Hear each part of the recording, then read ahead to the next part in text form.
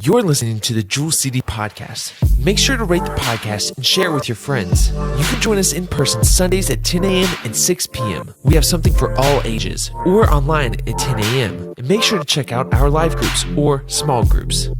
Make sure you join us April 10th for the Palm Sunday celebration. Worship starts at 10 a.m., followed by food, inflatables, and an Easter egg hunt with a plane dropping the eggs.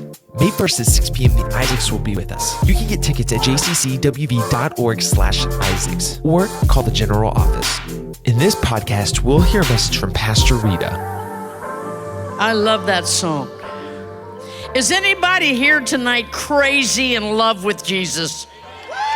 Anybody crazy in love with him? Anybody here tonight love the United States of America, the red, white, and blue? Yes, okay, I'm in the right crowd tonight. I'm at the right place, talking to the right people tonight. You know, it was funny. I noticed that there's a few people in here that's losing some weight and looking good. They're looking very good. Yes, I noticed some people, and I looked around and I see some people shedding weight, and the doctor's been after me to lose weight, and she always asks me, she says, do you work out any? Do you get any workout at all? And today I had this bright idea.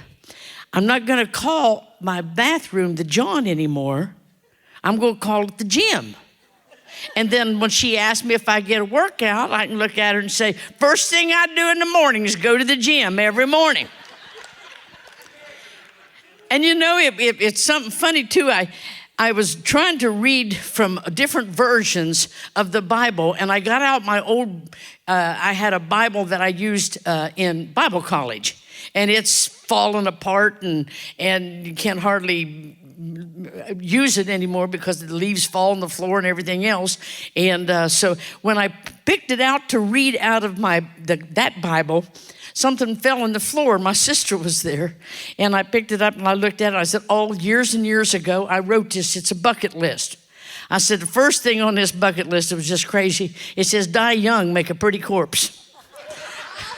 I said, well, it's too late for that. Too late to die young. Another one was skydiving. That's yet to be seen. Okay, and then another one that said, I always wanted to be homecoming queen. My sister said, well, you can still be homecoming queen. It's just a different kind of home. But tonight, it is good to laugh and to have fun.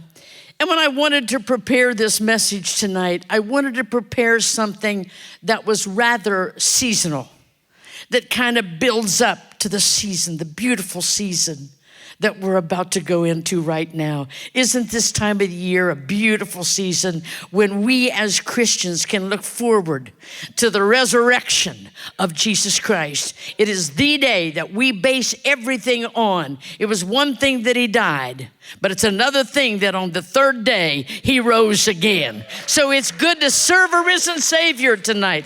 So tonight, I'm going to be reading, but before I read tonight your word, my goal tonight is to lift up Jesus Christ in this house. That's my goal. I don't care if you see me.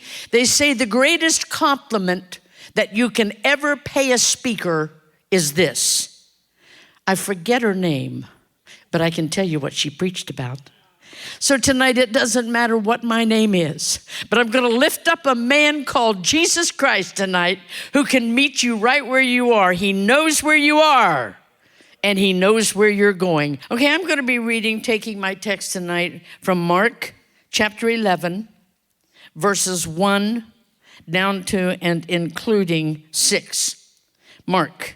Now, the key word in Mark is straightway. You'll see that word a lot in this book.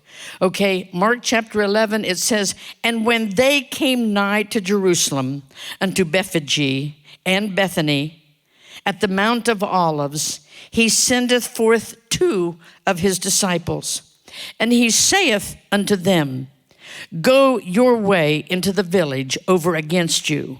And as soon as ye be entered into it, ye shall find a colt tied, wherein never man sat. Loose him and bring him. And if any man say unto you, why do ye this? say to him that the Lord hath need of him, and straightway he will send him hither. And they went their way, and they found the colt tied by the door without in a place where two ways met. And they loose him.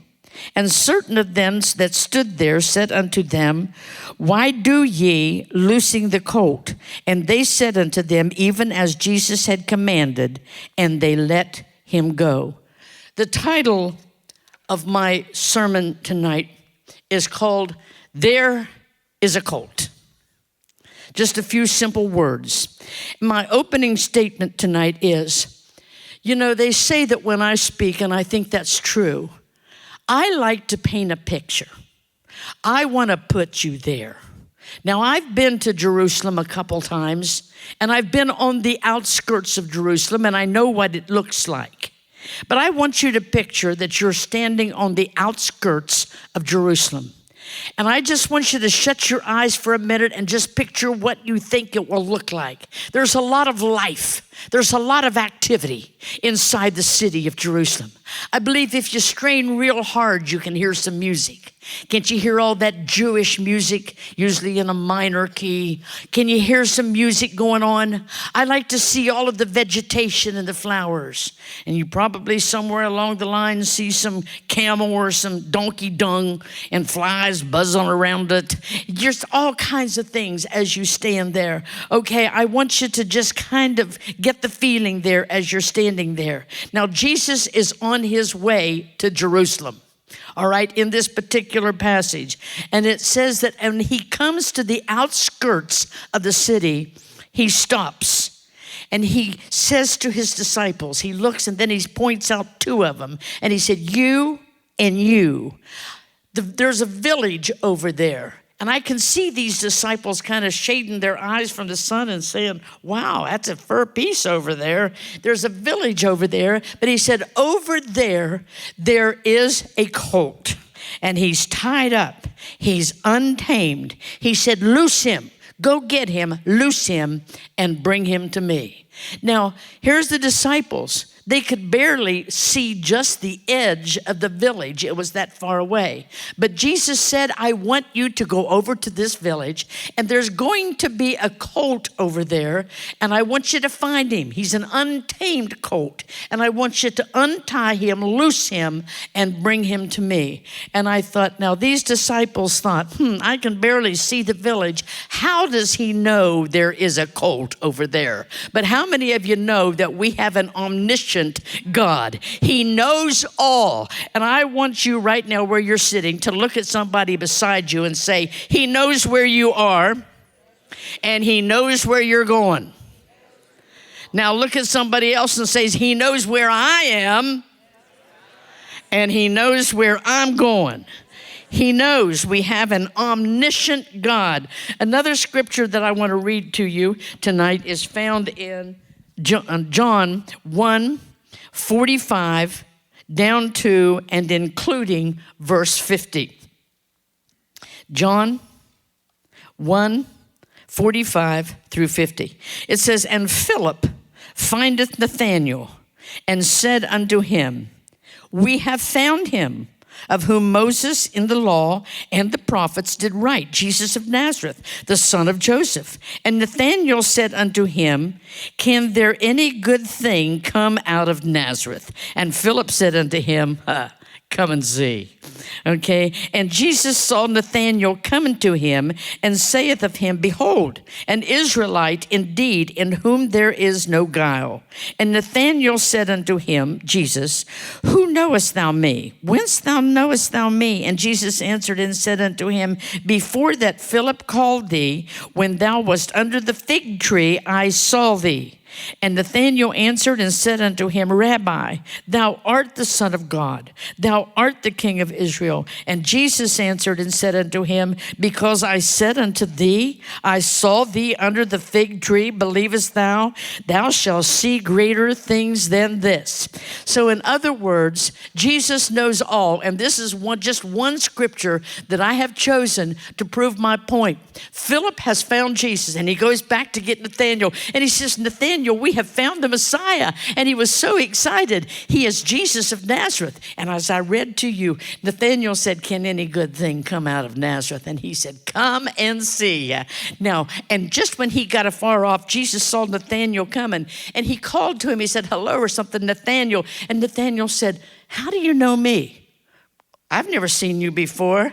And Jesus said, well, Nathanael, before Philip even called you, you were sitting underneath a fig tree. And I saw you sitting underneath that fig tree long before you came and stood in front of me. And that so impressed Nathanael that he said, surely you are the Messiah. And I like what Jesus said. If you think that's something, just because I could see you sitting under a fig tree, he said, you ain't seen nothing yet. Greater things you're going to see. And I believe that the church has reached a pivotal time, and Joel City has reached a pivotal time where we ain't seen nothing yet. I believe that God is going to open up the floodgates. I believe there's going to be salvations take place in this house. I believe that. I believe there's going to be healings and deliverance. I believe they're going to come. I do believe with all of my heart while I'm praying, I believe that God is going to send them from the north and the south and the east and the west, and they're going to come here to the house of God, and we're all going to worship the Lord together. We haven't seen anything yet. But another thing I wanted to tell you is I know that I have shared this before. I realize this. So don't think that I'm, losing it any, because I know I've shared this, but it fits in so well here that I want to share this again.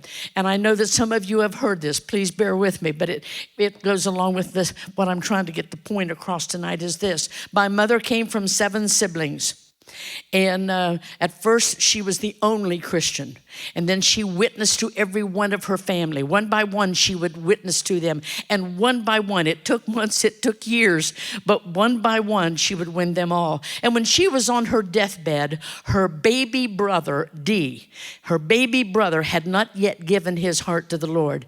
And Uncle D was an alcoholic. The bottle had gotten the best of him. And I can remember she looked at me on her deathbed, and among one of many things, she pulled me down and she said, now your Uncle D is not ready, and it's going to be too late. I can't do it. I can't make it. I'm not going to be able to go and talk to him. She says, Rita, I'm counting on you. She said, I want you to go visit your Uncle D and just make sure again he knows the plan of salvation. And she goes on. I said, Mother, I will. And so after we buried my mother a couple weeks later, I said, I'm going to honor that promise. I remember that. I will keep my word. And he lived down here in the old gypsy camp at that time. That was years ago. And I came down to gypsy camp and I began to witness to my Uncle D. And I told him the plan of salvation, which he already knew, and Mother had already told him, and this sort of thing. But I can remember him. He was very nice, and he'd let me finish. He would listen to everything I had to say. And when I was done, he'd change the subject. Well, you think it's going to snow tomorrow? He would change the subject, and he didn't want to talk about it. But I did. I worked with him, and every once in a while I'd call and invite him to church. Long story short, he had a lady friend that they were living together, and everybody loved her. Her name was Betty, and we called her Aunt Betty, and they were living together. And I can remember that she had some children down in one of the Carolinas. I forget which, north or south. But they went down there to visit some of her children. And I can remember when she came home, Aunt Betty called me and she said, Rita, your Uncle D wants to see you. He said that the Lord spoke to him. And I didn't know, really, I'll be honest with you, I didn't know if it was Uncle D or the bottle talking. I didn't know which, because he was a nice guy, but a pretty tough nut to crack. So I said, okay. So I diddy-bopped down to old gypsy camp. And when I got down there, I can remember that he was asleep on the couch. And so Aunt Betty and I talked for a minute, and then he woke up and he looked at me. He said, Rita, come over here and sit down, Rita. And I said, okay. So I went over and I sat down by Uncle D. And he said, do you know that I have given my heart to the Lord? And I said, have you, Uncle D? And I didn't smell any alcohol. I didn't smell anything. And I was talking to him, and he said, I did give my heart to the Lord. He said, when I was down in the Carolinas, I got sick. He said, I got very sick, and they had to take me to the hospital. And he said, when I was in the hospital one night, I prayed. I thought, my sister Teresa has told me so much about you, and Rita's told me, if you're really there. And he began to pray, and he said, Lord, if you're there. And he said, the Lord spoke to me. Would you believe that? And I said, yes, I would. I would believe that. And then he said, God knows everything. And I said, I know that. He said, no, no, no, no. He knows everything. I said, Uncle D, you're preaching to the choir. I know that he knows everything. And then he began to cry. And he said, but when he spoke to me, he didn't call me D. No one has called me anything all my life but D. He knew my name. He said, Ronald, the woman you have is not your own. He said, he spoke to me and he called me Ronald. And he said, I'm going to make this right. And so it so impressed my uncle that God knew his name. He didn't call me D, he called me Ronald. And it impressed him. And Uncle D got saved. And when he finally passed away, I knew that one day there was going to be a great reunion up there at the gates. And Mama will know that I at least tried to do my job, okay? But Uncle D made it. And this morning, it was Pastor Eric that said something. I'll never forget when he turned and he faced the big screen. And he saw all that galaxy. It looked like stars or void. And he said, when Jesus was on the cross, when it was just Jesus, what was he thinking of? And this was already in my notes. How many of you know that when he hung on the cross, do you know what was on his mind? You were on his mind. When he hung on the cross, you were on his mind. The songwriter put it so amply. He looked ahead in time, and he looked ahead, and he knew that one day that there would be a Nina that would be lost and can't find her way and on her way to hell. And she would need a savior. She would need a redeemer. And he said, when he was on the cross, you were on his mind. When he was on the cross, I was on his mind. It wasn't the nails that kept him on the cross. It was the love that he had for you. It was the love that he had for me. It was salvation's plan that kept him there on the cross. And so he said, and we thank him for that. We thank him that he looked ahead in time and saw us and paid the price to redeem us. Okay, now Jesus, this is a moment in time. I want you to picture this. I want you to picture Jesus. Now he's standing on the outskirts of Jerusalem. He had just sent 2 of his disciples away. And I just want you to imagine what's going through his mind. Jesus knows that in just a few days, death is in his future. He knows that in just a few days, a week or less, that he's going to die on the cross.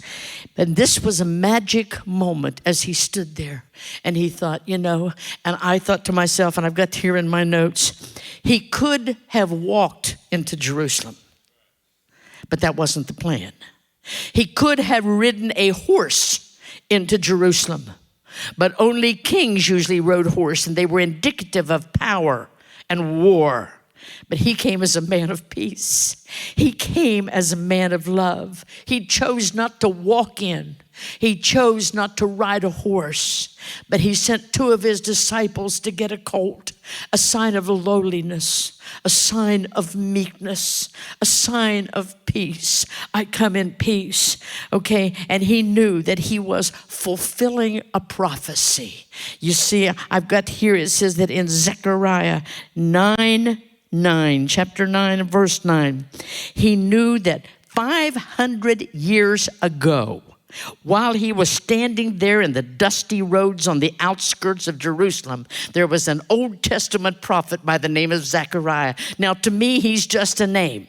I don't know Zechariah, but Jesus knew him. You see, he knows all. He knows where you are, and he knows where you're going. There is a colt. He knew there was a colt over there tied that needed loosed and set free. And he said, Zechariah wrote in chapter 9, verse 9, rejoice greatly, O daughter of Zion. Shout, O daughter of Jerusalem. Behold, thy king cometh unto thee, and he is just and having salvation, lowly, and riding upon an ass, and upon a colt, and upon the foal of an ass. You see, Jesus knew that in just a few days, he was going to have to die. The plan was going to be about fulfilled. And he then remembered. I would like to have just seen the look on his face, the twinkle in his eye as he thought, now it's all about to come to a head. Now I remember why I came to earth, why I was wrapped in humanity, why I took on flesh. I'm going to ride in this city, but then in a week, the whole picture is going to change. Yes, I know that in just the last chapter, in chapter of Mark, I healed the blind man. I know that I have turned water into wine. I know that I have resurrected people. I know that I've healed lepers. I know, but that's not why I came. That was just a bonus. Luke 19:10 says, he came to seek and to save that which was lost. He came for a lost humanity that could not find their way. Aren't you glad that one day he passed by your way? Aren't you glad that one day he reached way down in the muck and the mire and he pulled you up and he set your feet on a solid rock? The word said he established your goings and he put a song in your mouth, a song to stay. I'm telling you, he said, that's why I came. It's nice that I heal and I came to do all of those things, but I came to seek and to save that which was lost. And so now the two disciples, he can see them now. They're bringing the colt back. Can you see? Here's two disciples come bringing the colt. Sometimes the colt comes willingly, and sometimes the colt doesn't come so willingly. Okay, we know about, they say you're stubborn as a mule. Okay, so I can see him. I don't know if they just let him or if they had to pull him through the dust, but they got him to Jesus. And they said, he's just there. But when they went, they found him, first of all. They found him just like Jesus said. He was tied up at a crossroads, at a doorway. And he was bound by a rope there. And I thought, as I was preparing this sermon, isn't that like some people today that they are tied up? Some of the saints are tied up tonight, okay? And I thought, he was tied up at a crossroad. I want you to imagine this colt now. He's got a rope around his neck, and he's at a corner. He can look both ways, but he can't get either way. Okay, he can't go up and he can't go down, but he can see both ways. And I think that's the majority of the church today. I think the majority of the church is looking both ways. They're trying to stay in the world and in the church, and it doesn't work that way. They're trying to hold hands with the world and hold hands with the church. And the Bible says, if you're lukewarm, I'm going to spew you out of my mouth. Okay, so here's this donkey. They go over and they loose him, like Jesus said. I believe a lot of the church needs loosed. Do you believe the church needs loosed tonight? How many of you believe that the church needs loosed tonight? There's a lot of Christians that come to church, but they're bound. Yeah, we need loosed. We need set free. How would we act if we were really set free? How would we act? I know that usually I stand right over here during praise and worship, and I love to fly the flag, and I love my feet to kind of move a little and do a little two-step or a little Watusi or whatever over there. I love that. I love to worship. I'm a worshiper, and I love to sing that song. Let the worshipers arise. Let the sons and the daughters rejoice. We've got a lot to praise about. We got a lot to thank him for. But I was watching a preacher the other day on TV, and I just it bothered me what he said. He said, I don't like flags in church. I don't like people that fly flags, is what he said. They're wanting attention. He said, I wonder if you put them out in the foyer or if you put them in the back of the church where nobody could see them fly a flag, if they would still fly that flag. And I thought to myself, yes, I would. If you put me back in the music room where nobody could see me, I would fly my flag. And sometimes when I fly it, I said, I want you to see this flag, Lord. I've got a lot to be thankful for. I can remember when I lay on a bed and they told me that I had cancer, but I didn't. And they told me too that I was lungs full of blood clots and everything else, and that I probably would not make it, but I did. I want to tell you, I got a lot to be thankful for. I fly my flag. Jesus likes flags. He likes banners. He likes the dances. He's a showy God. He likes collars. He likes it. And he would put the singers, he would put Carrie and that choir right out front, and they would sing, let the worshipers arise, let the sons and the daughters louder, sing. And they would go before the warriors. The enemies thought they were crazy. The world thinks we're nuts, but we've got something to sing about. I'm excited tonight. So I said, I don't care where you'd put me, I would fly my flag. We need set free. We need more dancers. We need more people to worship Jesus. But the colt was tied up. And I want to ask you, saint of God, tonight, what's got you tied? What's got you bound up? Is it depression? You know, I do a lot of counseling. There's a lot of people that are depressed. I want to ask you, what has you tied up tonight? What's got you bound that you can't move? You can see in every direction and you can see what's going on, but you're loosed. You need loosed. You're tied up. You're bound. What has you? What have you tied? Is it a habit, a relationship, sickness? Is it debt, divorce? I want you to look at your neighbor and say, what's got you tied up? What's got you tied up? Can you name it? What's got you tied up? We need loosed and we need set free. We sing that song, set us free and send the fire. I think if the Lord set some of us free, the other half would go home. We'd be scared to death. And I think if he really sent the fire, part of us would scratch your head and say, what on earth is going on? But we need a little fire in the house of God. We need a little dancing in the house of God. We need a little excitement in the house of God. And I know that Karen put her mother, they moved her into that assisted living house. And they asked me, they said, when we have lunchtime, would you bring your accordion and sing some old sing-alongs? Sing some old. They don't have to be hymn. Just sing some sing-alongs that the old people might know. And they said, we just want you to start out there in the foyer and come into the dining hall. So I got my accordion. I went in singing, she'll be coming around the mountain when she comes. And one old man way back in the back stood up and said, yee-haw! And so we had a big time singing, she'll be coming around the mountain and let the sun shine in and some old things. We had a good time. And one woman came out and said, thank God, we need some energy around this place. And I think that's what we need in the house of God is some energy. We need some excitement in here. And when Pastor and all of us in there, and then the pulpit, there is excitement. We've got something to get excited about. Loose him and lead him. A lot of people, I made a statement tonight, Mydra. I went over this sermon with Mydra before I left, and I said if I was brave enough, I'd make this one statement. And Mydra said, oh, don't say that. Don't dare say that. Okay? And but Pastor says, well, I'm thinking it. I might as well say it.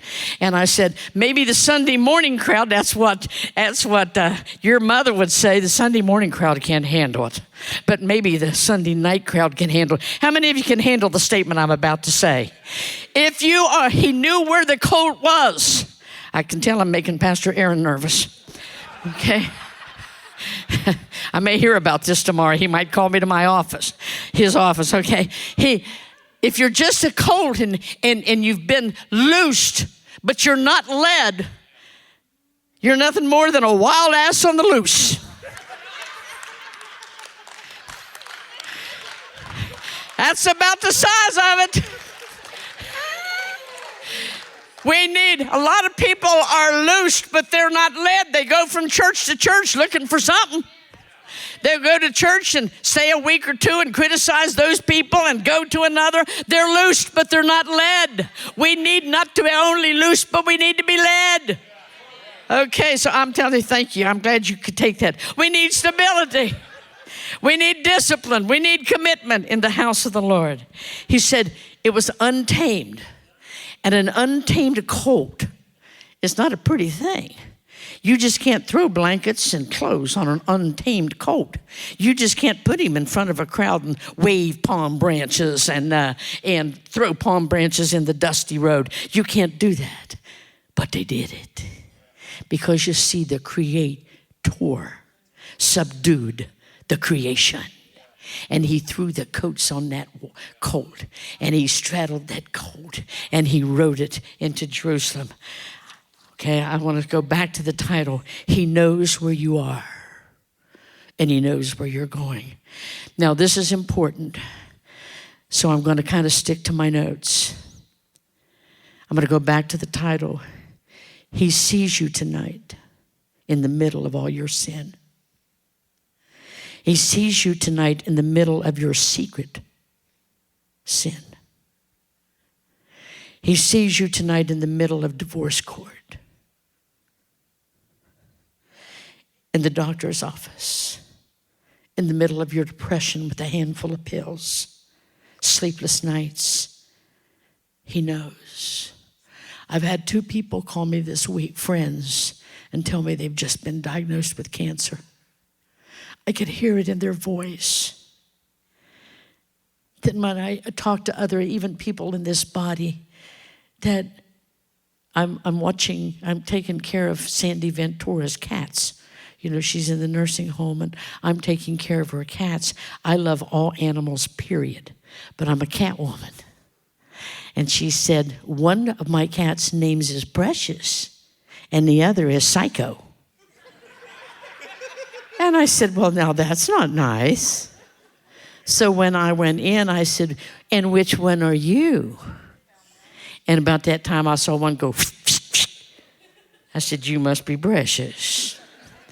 And I said to Psycho, while I'm here, your name is not Psycho, it's Sweetheart. So I call him Precious and Sweetheart. But he knows where you are, and he knows where you're going.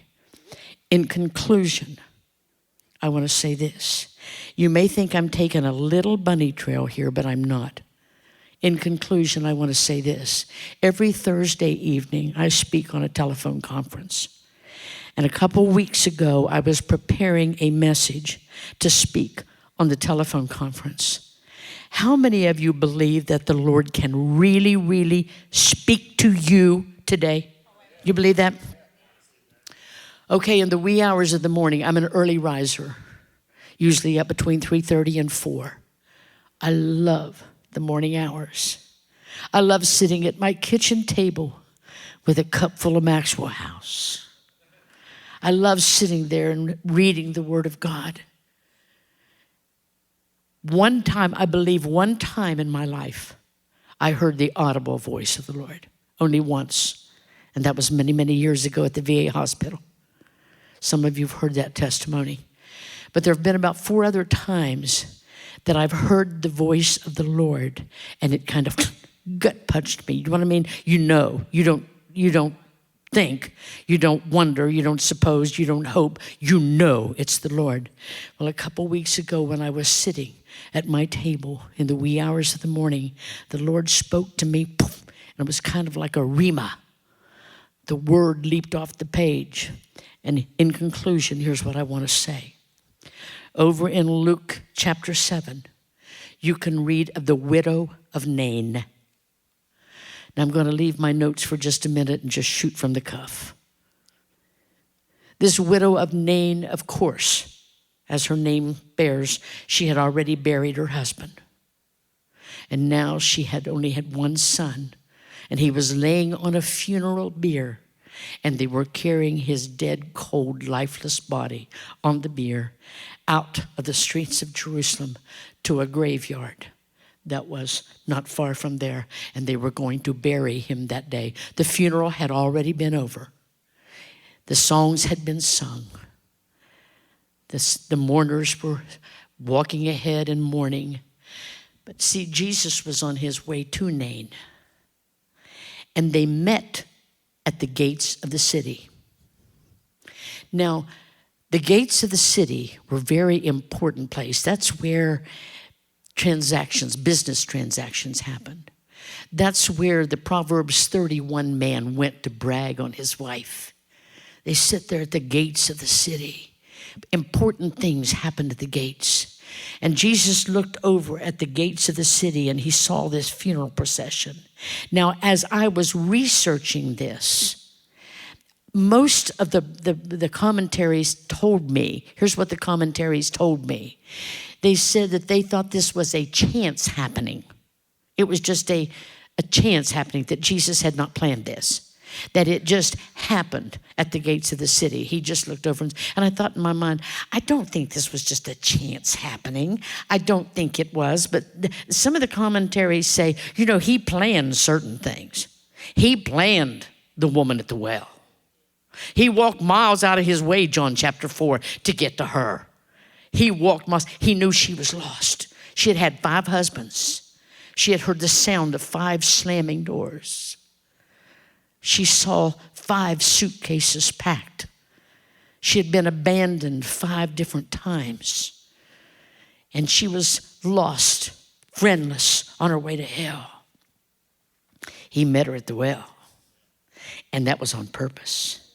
You see, he met Zacchaeus on purpose too. And he knew his name. He knew his name. He knows where you are. And he knows where you're going. When he looked up and he saw all that fruit on that fig tree, he saw one rotten piece of fruit up there. And he knew his name. He said, Zacchaeus, you come on down. I'm going to your house today. I just invited myself. By the way, I'm free after church. He said, I'm going to your house. And he went home with Zacchaeus.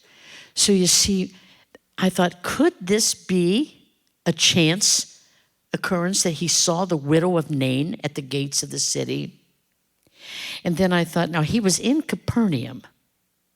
And he just healed the nobleman's son.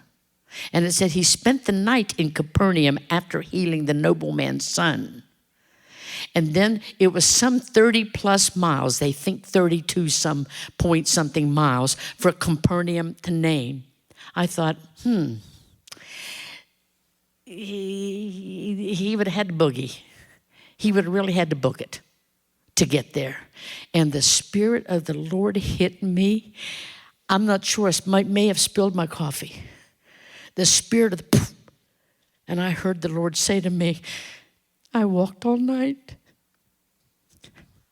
I walked all night. I knew then it was not a perchance meeting that he met the widow of Nain at the gates of the city. And then I pulled out another commentary by Jones. And Jones said, they think he traveled all night long. And if he had traveled all night long, he could have got to Nain at noon, about the time that they were carrying that young man out on the funeral bier.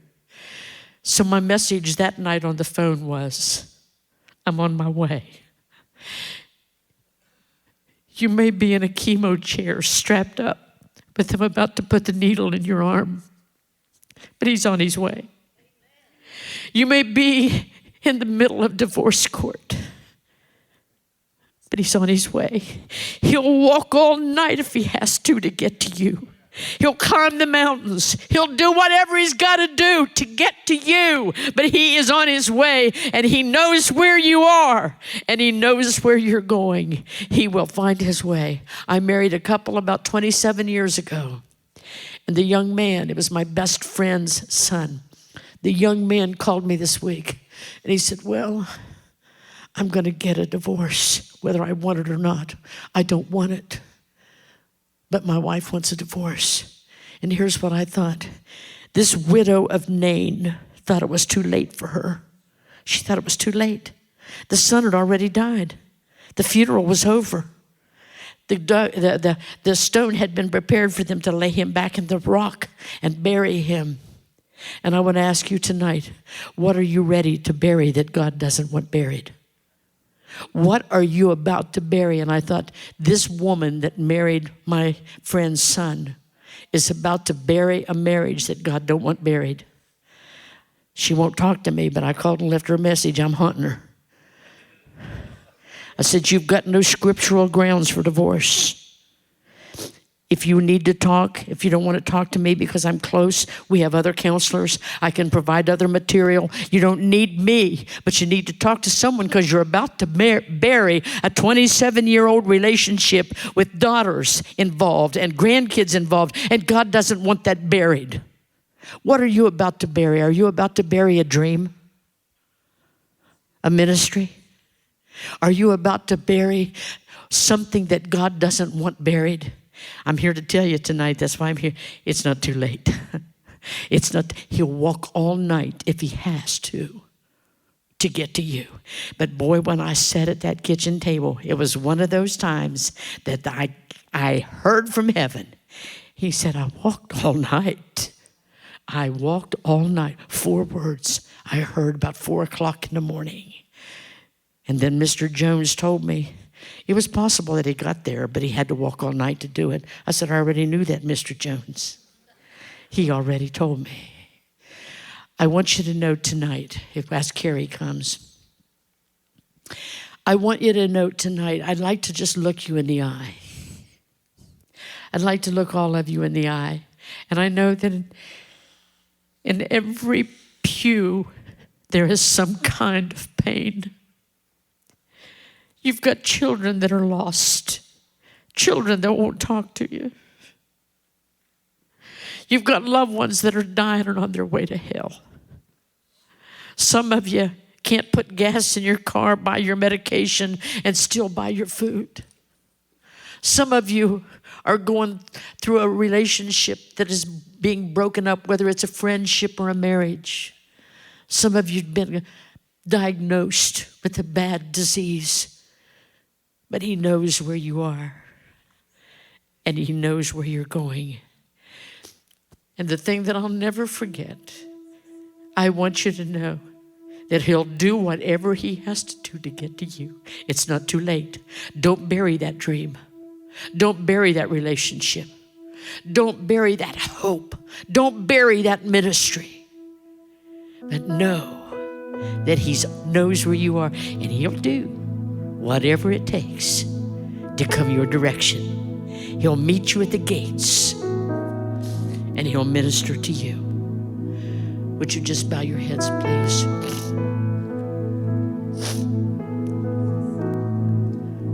I don't know tonight if you would consider tonight a salvation message. I think you could. But it's the cry of all the staff here, from Pastor Robert on down, all of the staff and the team. If you're here tonight and you don't know Jesus, you've never prayed the sinner's prayer, you don't know what it's like to have him come your way and minister to you, would you just slip up your hand tonight where you're sitting and say, I've never had a relationship. I don't know what you're talking about. I've been taken to church. I had a good mama, good papa, but I don't know Jesus. Is there anybody? I won't bring you up here. You won't be embarrassed. I just need to know that you know that you need Jesus.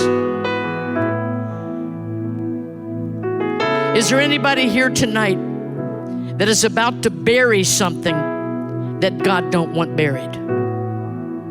Maybe you've given up on a dream, a ministry, a hope, a relationship, a new home, good health, whatever it is. Is there somebody here tonight that feels like you're about to bury something and you feel like maybe God don't want it buried? Is there anybody tonight?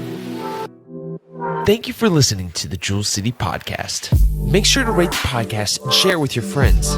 You can join us in person Sundays at 10 a.m. and 6 p.m. We have something for all ages, or online at 10 a.m. And make sure to check out our live groups or small groups.